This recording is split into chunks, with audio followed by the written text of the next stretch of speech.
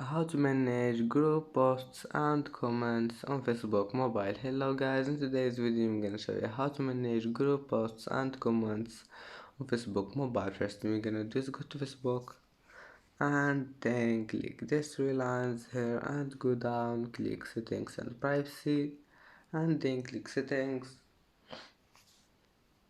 and go down until you find this one, activity log.